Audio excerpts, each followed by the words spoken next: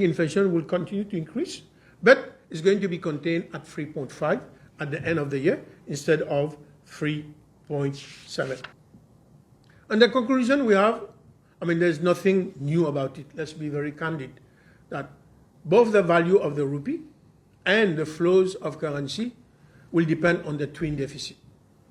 The twin deficit is going to be a determining factor of what happened to monetary policy going forward.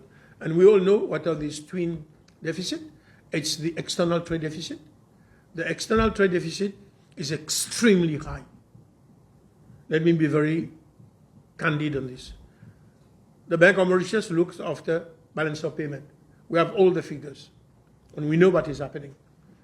The balance of trade deficit is way, way too high. We are exporting too little, and we are importing too much.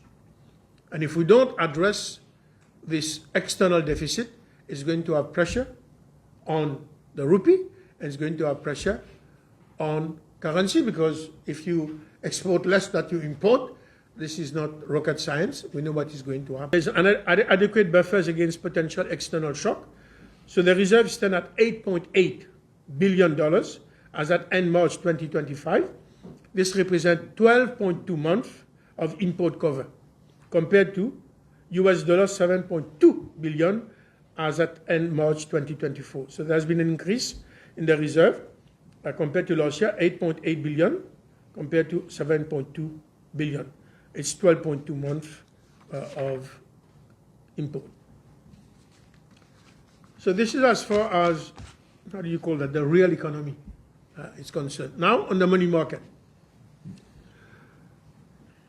Now the FDJ has done a lot of work on the money market, and we continue to actively monitor the level of excess liquidity. Our challenge has been excess liquidity after COVID. And you know why? Because a lot of liquidity was injected in the system.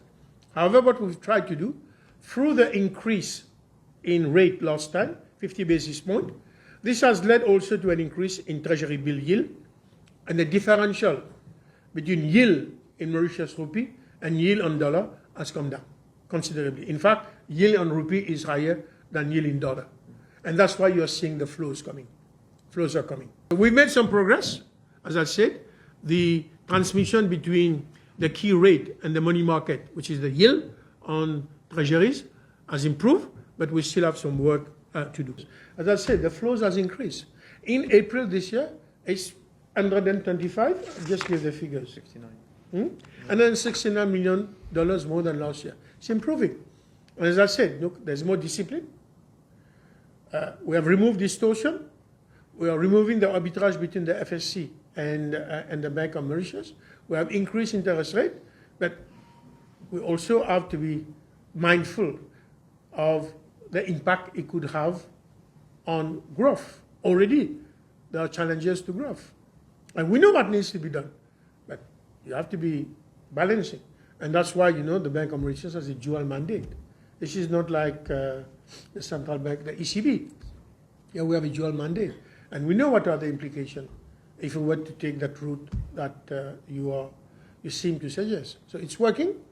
I think we made some progress, but it's very difficult, to address both the problem of the value of the rupee and the availability of currency that has lasted for almost 5 years in 5 months.